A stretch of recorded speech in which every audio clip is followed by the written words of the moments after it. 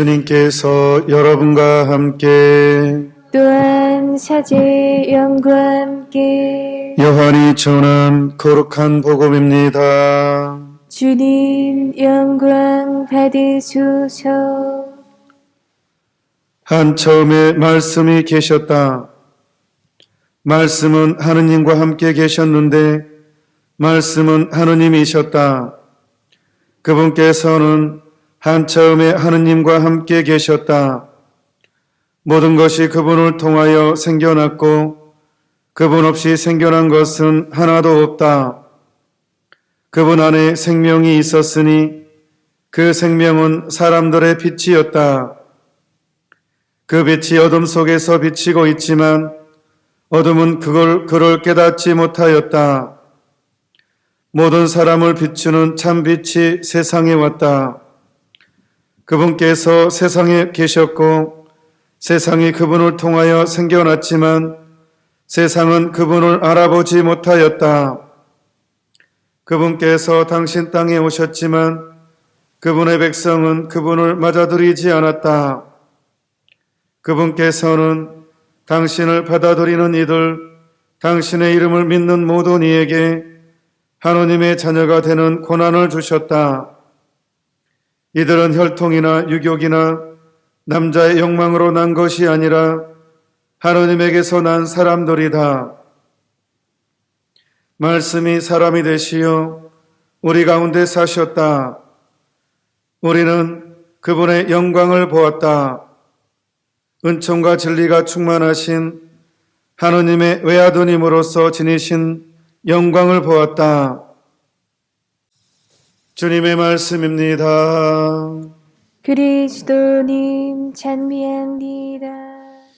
오늘 강론의 제목은 두려워하지 마라, 두려워하지 맙시다입니다. 지금 세상에 돌아가는 걸 보면 좀 두렵게 느껴집니다.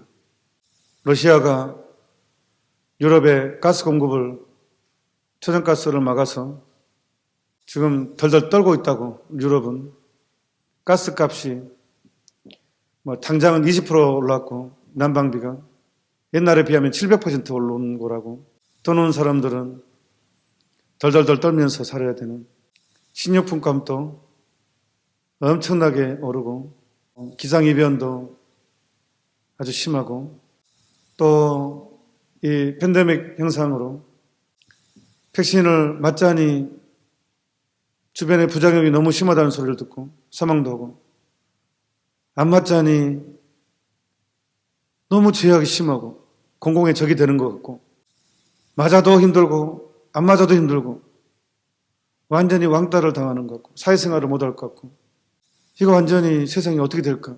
그리고 또 통제, 또 그래도 또 통제, 또 백신을 맞아도 효과가 4개월, 6개월 또 계속 맞아야 되고, 두렵기도 하고 안 맞자니 버티기도 힘들 것 같고, 또 법으로 백신 폐지를 한다니 이거 어떻게 해야 되나.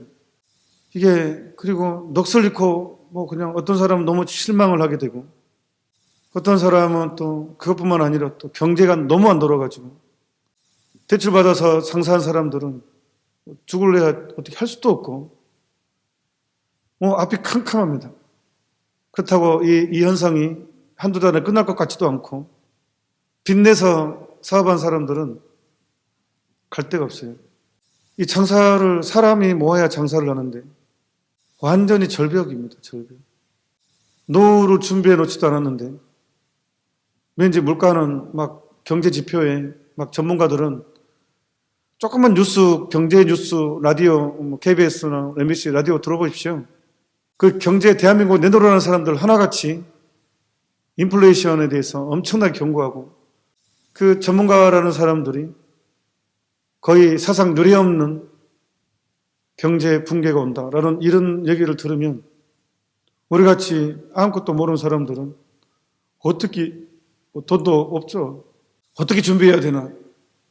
또 이 백신을 맞아야 되느냐 안 맞아야 되느냐, 부스터샷 맞아야 되느냐 안 맞아야 되느냐, 여러 가지 걱정, 건강 걱정, 노후 걱정, 재정적인 현재 먹고 사는 것도 힘들고, 이거 정말 어디 살고 있어요. 불안과 두려움. 각자 말은 않고 있지만 엄청나게 스트레스를 받고 있죠. 서로 말은 않고 있어요. 말하면 찍힐 것 같고 이상한 사람 취급받을 것 같고. 근데 엄청난 스트레스를 받고 있단 말이에요. 점점 돈도 빌릴 데도 없고 이제 돈도 없는데 지금 결혼하는 사람 못하는 사람 너무 많죠.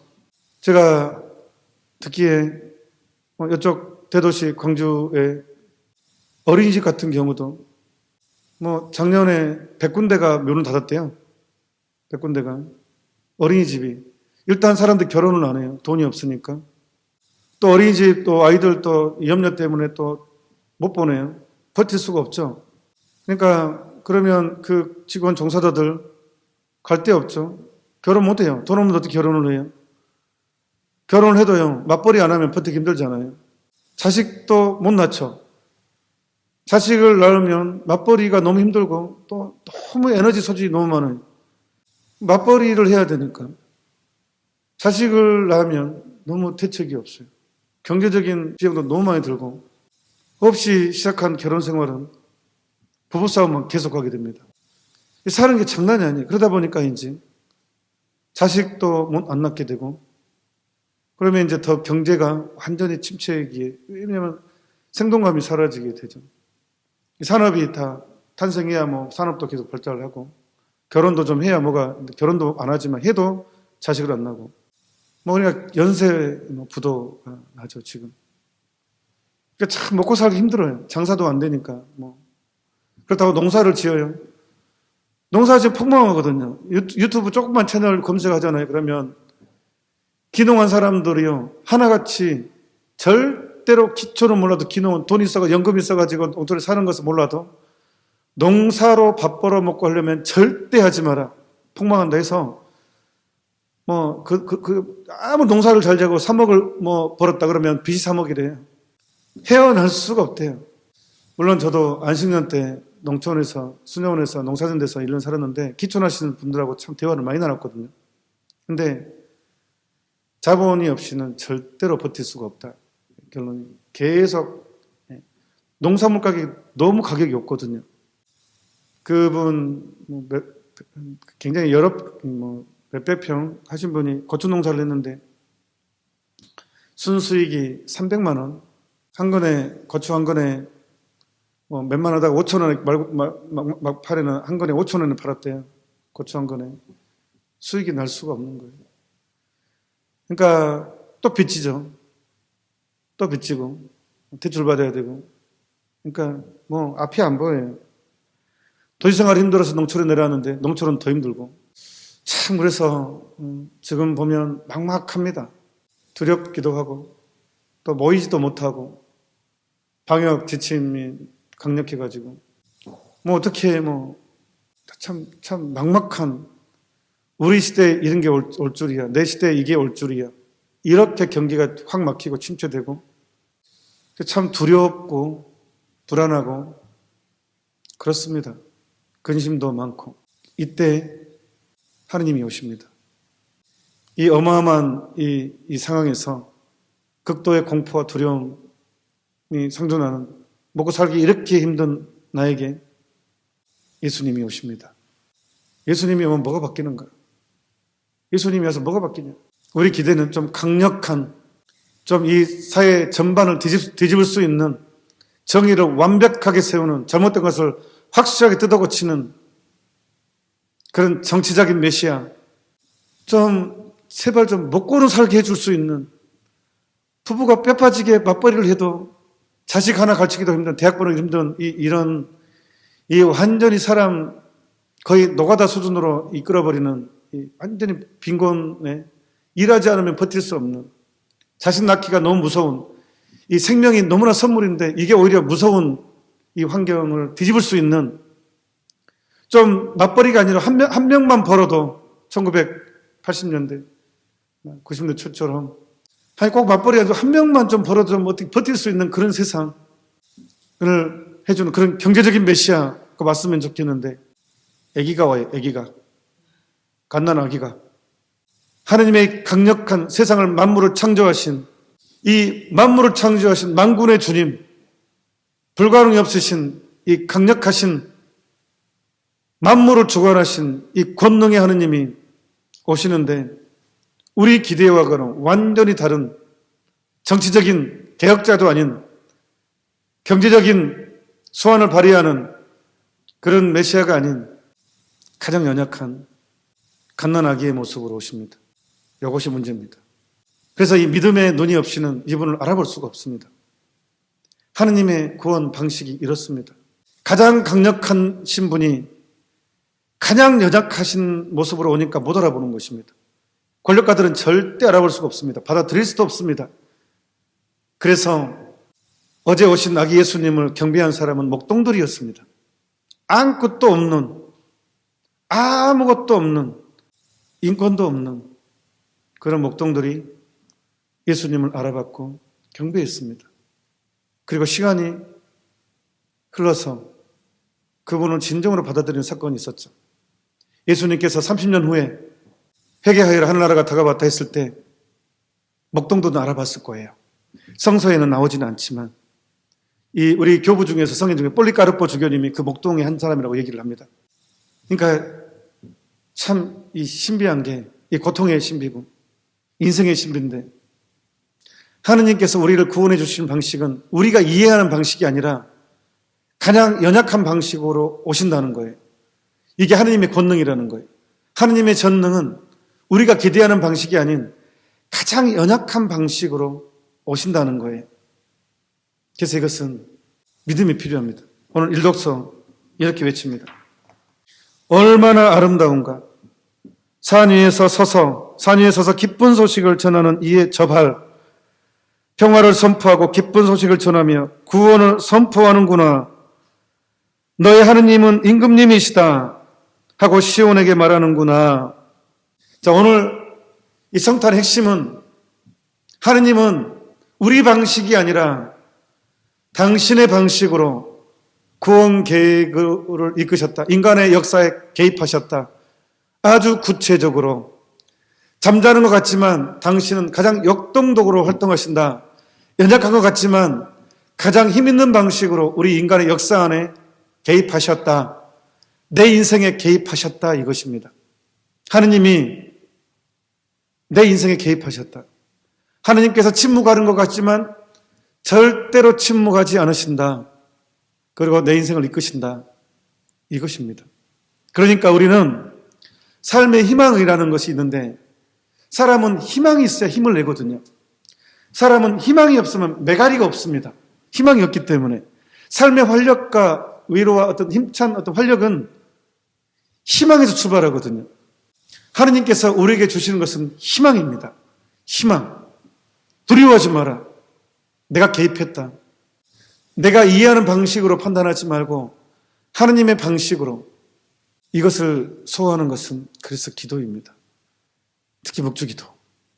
이 기도하지 않으면 이 하느님의 놀라운 이 연약함의 신비를 우리는 소화할 수가 없습니다. 받아들일 수가 없습니다. 우리는 점점 작업을 해야 되는데 어떤 작업을 해야 되느냐 그러면 내 삶의 기쁨, 우리는 기뻐야지 이 삶을 살 수가 있잖아요. 재미없는 인생 안 살고 싶죠. 재밌어야 되거든요. 기쁨이 있어야 되거든요. 그러니까 내 삶의 기쁨을 TV에서 찾으려고 하면 절대 예수님 알아보기 힘듭니다. 내 삶의 기쁨을 오락실에서, 당구대에서 내 삶의 기쁨을 갑자기 당구가 나왔을까요? 옛날에 당구가 유행했으니까. 내 삶의 기쁨을 게임에서, 컴퓨터 게임에서 내 삶의 위로를 말한다고 한다면 우리는 항상 하느님을 정치적인 메시아, 경제적인 메시아만을 기대할 것입니다. 절대 그런 방식으로는 오지 않았습니다. 앞으로도 그럴 것입니다. 그래서 내 삶의 기쁨을 어디에서 만들어야 되느냐 그러면 예수님께서 말하시는 삶의 방식을 만들어낼 때, 그러니까요, 깨끗한 양식, 우리는 더럽혀졌어요. 분노하고, 비난하고, 탐욕을 부리고 하면서 우리는 더럽혀졌어요. 더럽혀진 양심으로는 게임에 집착하고, 탐욕을 부리고 그러면 내 양심이 더럽혀지는 거거든요. 더럽혀진 상태에서는 진정한 기쁨이 없거든요.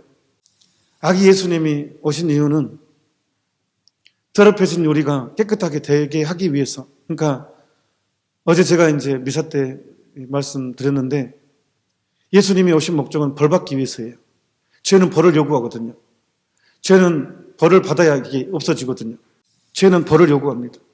그래서 예수님이 오신 이유는 가장 순수해야지만이 가장 잔인한 죄까지도 없앨 수 있거든요. 벌을까지도 소화할 수 있거든요.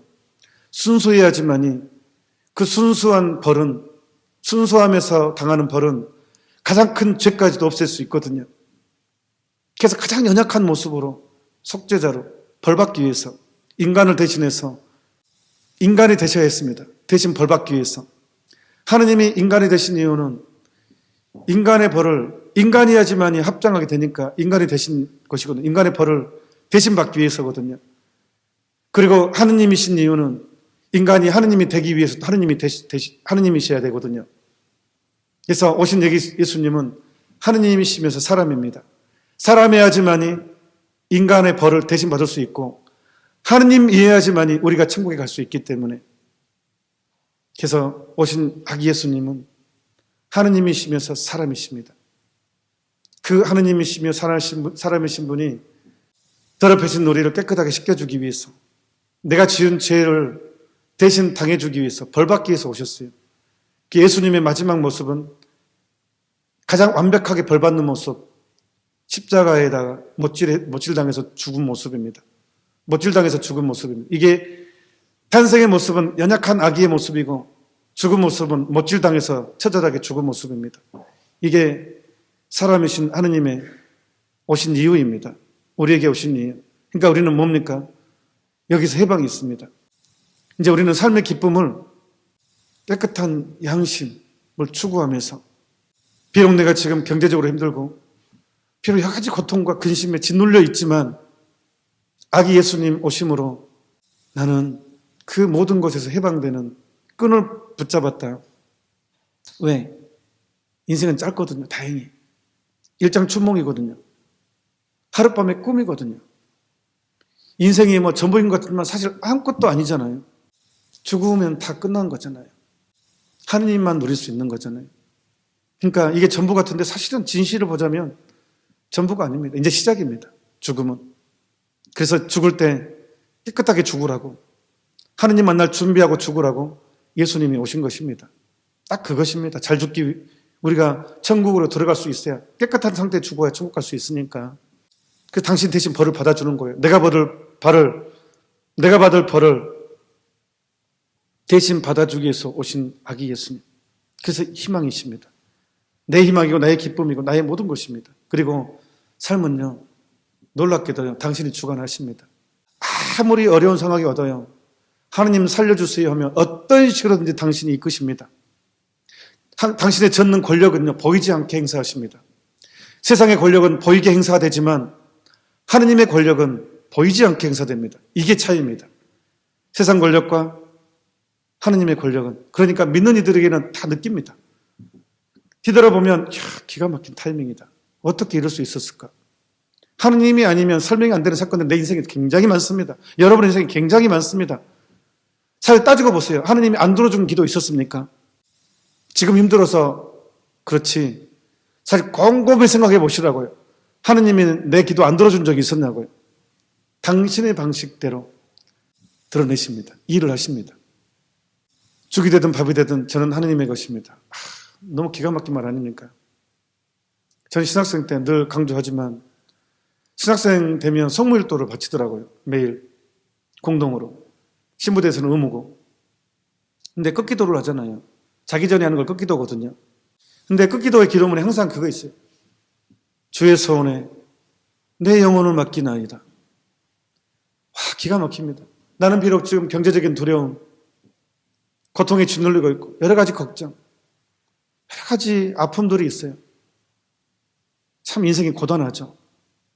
이 일 해결되면 일이 또 터지고 이것 해결되면 저쪽이 또 터지고 살 수가 없어요. 이 인생의 고단함이 있는데 그 고단함 안에서 그럼에도 불구하고 주의 소원에 내 영혼을 맡기나이다 라는 온 마음을 다해서 그렇게 고백을 할 수 있다면 즉각적으로 체험되거든요. 즉각적으로 그걸 받아들여 주시거든요. 그러면 미칩니다. 그래서 얼마나 아름다운가. 산 위에서 서서 기쁜 소식을 전하는 이의 저 발. 예수님이 우리한테 오셨다. 예수님이 내 인생에 개입하셨다라는 이 소식을 전하는 발걸음. 인생 역전이 이것입니다. 예수님께 희망을 두는 그것. 이것이 인생 역전입니다. 백신을 맞았느냐 안 맞았느냐 두렵습니다.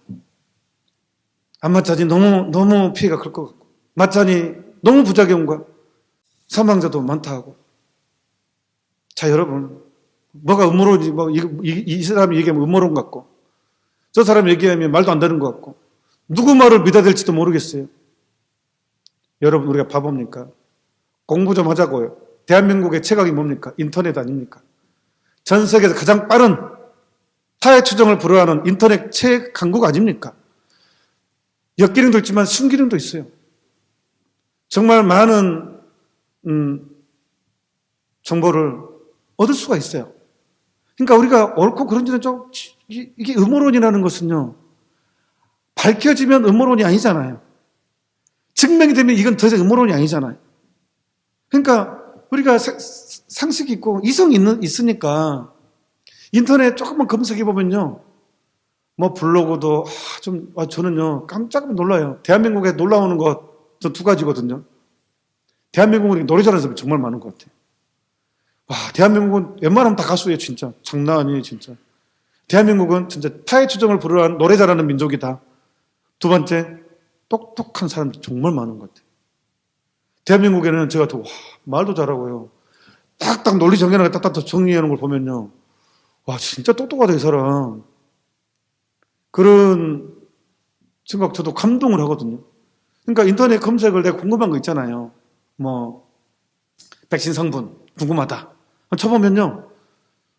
또, 그 다음에 수산화 그래핀이 뭔가. 산화 그래핀이 뭔가. 검색하잖아요?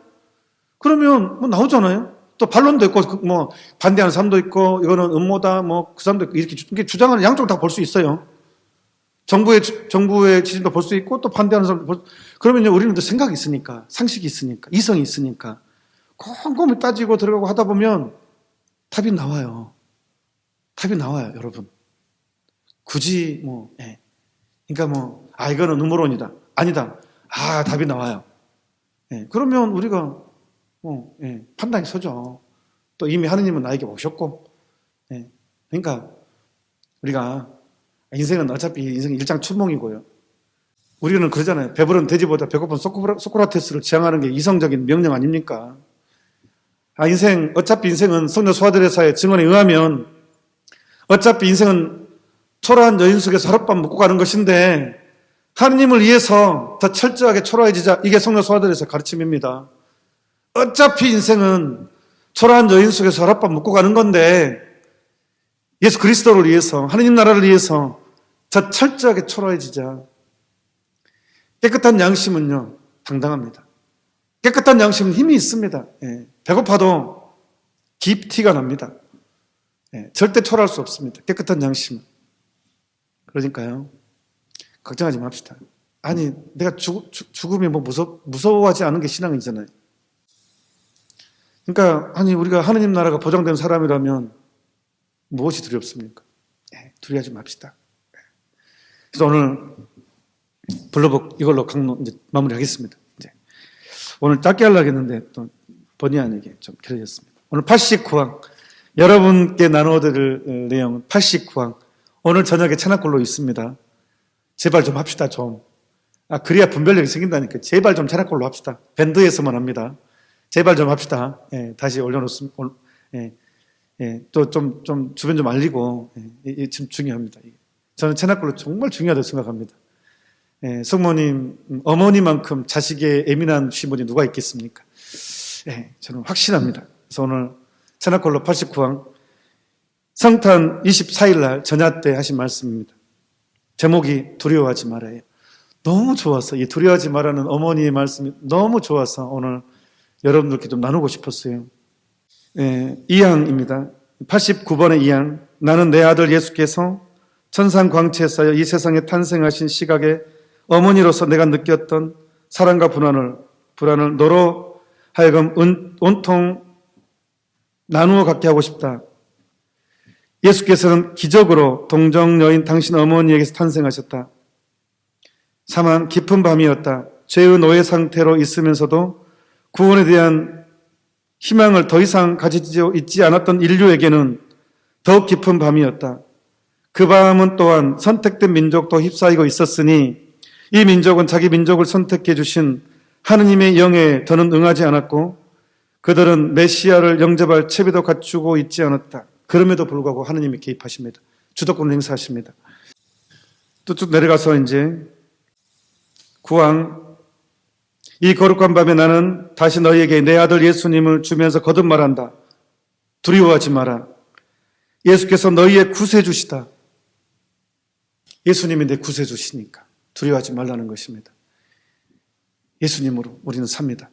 10항, 과거 어느 때보다 오늘날 세상은 더욱 깊은 암흑에 잠겨 있다. 증오와 교만과 불신의 얼음이 사람들의 마음을 둘러싸고 있고 교회도 심각한 위기에 휘말려 있다. 심지어 많은 사제들이 내 작은 아기를 의심하는 것이다. 11항, 온 교회야 내 예수님이 오심을 기쁨 속에서 맞이하여라. 비록 우리가 백신을 맞아야 되느냐, 맞지 말아야 되느냐, 맞자니 너무 부작용이 심한 것 같고 죽고 안 맞자니 너무 큰 피해가 오고 미치겠습니다. 그럼에도 불구하고 기쁨 속에서 예수님을 맞이하라고 요구하십니다. 그분께서 내 안에 사신다. 게임 끝났습니다. 예수님께서 내 안에 사신다고. 예수님께서 내 안에 사신다. 내 불쌍한 자녀들을 모두 구원하고자 하시기 때문이다. 내 티 없는 성심 봉헌된 사제들아 두려워하지 마라. 또한 여러분에게도 두려워하지 마라고. 13항도 두려워하지 마라. 내 성심이 너희에게 구세주를 주었듯이 이 시대에는 내 티 없는 성심이 너희에게 구원의 기쁨을 준다. 이 티 없는 성심을 내가 누리려면 그래서 묵주기도예요. 묵주기도. 그 다음에 이제 내일 모레 31일부터 시작하는 성모님께 대한 봉헌 행위, 바로 온전히 나를 드리는 것입니다. 티 없는 성심께 33일 동안 준비합니다. 이것 동참 같이 하자고 호소합니다. 여러분께. 그 다음에 자주자주 성수 이용하십시오. 이거는 성모님께서도 성수를 자주 이용하라고. 성수의 기적, 성수 한 방울의 기적 강의 들으셨죠? 안 들으셨으면 꼭 다시 한번 들어주시기를. 그러면 제 말이 어떤 것을 의미하는지 알 것입니다. 성수를 자주 이용해 주십시오. 본당에 성수 없다고요? 그럼 피약고래 많이 만들어 놓을게요. 어머니가 또 와서 성수 없다 하면 내가 또 예식할게요. 속성할 테니까 가져가세요. 제가 피약골이 있는 동안 없을 수도 있죠. 이제 앞으로 인생은 모르니까. 또한 스카플라 착용합시다. 그게 바로 티 없으신 성모 성식계 봉헌의 행위거든요. 외적인 행위거든요. 스카플라 착용이. 다시 강조합니다. 구원에 오십니다. 스카플라 착용합시다. 그 다음에 기적의 폐 중요합니다. 전염병 돌 때, 프랑스에 전염병 돌 때 폐를 착용한 사람은 정말 많이 보호됐습니다. 믿는 만큼 노립니다. 사람은. 기적의 폐 이용합시다. 분더폐도 중요합니다. 악마가 기승을 부릴 때는 성수, 분더폐, 묵주. 그 다음에 요즘은 미사 가기도 힘들잖아요. 그러면요, 그냥 간절함, 그 간절함이 사실은 사람을 성장시킵니다. 기계적으로 모시는, 아무 생각 없이 매일 기계적으로 모시는 성체보다 하루 일주일에 한 번이라도 간절함을 가지고 모시는 성체가 훨씬 그 영혼을 성장시킵니다. 갈증이 중요합니다. 내 영혼의 갈증. 이거를 간직한다면 우리는 이 어두운 시대에서도 그리스도 향기, 그리스도의 빛을 전달하는 참으로 참다운 그리스도인이 될 것입니다. 누가 뭐라 해도 우리는 그리스도인입니다. 성탄 축하드립니다. 내일은 10시 미사입니다. 10시 생방송으로 방송 미사하고 오늘 저녁 8시 30분 천하콜로 있겠습니다. 오늘 저녁 찬양 콜로는 유튜브로 하지 않고 유튜브는 방송되지 않고 밴드에서만 생방으로 있을 것입니다. 주님께서 여러분과 함께 또한 사제의 영과 함께 성자의 탄생으로 세상의 어둠을 몰아내시고 이 거룩한 날을 비추어 주신 지극히 좋으신 하느님께서는 이 교우들에게서 악습의 어둠을 몰아내시고 그 마음을 성덕의 빛으로 밝혀주소서. 아멘. 천사를 시켜 목자들에게 구세주 탄생의 큰 기쁨을 전해주신 하느님께서는 이 교우들의 마음을 기쁨으로 채워주시고 복음을 전하는 일꾼으로 불러주소서. 아멘. 성자의 강생으로 땅을 하늘과 결합시키신 하느님께서는 이 교우들에게 평화와 사랑의 선물을 가득히 내리시고 천상교회의 한 가족이 되게 하여 주소서. 아멘. 전능하신 천주 성부와 성자와 성령께서는 여기 모인 모든 이들에게 강복하시어 길이 머물게 하소서. 아멘. 미사가 끝났으니 가서 복음을 전합시다. 하느님 감사합니다.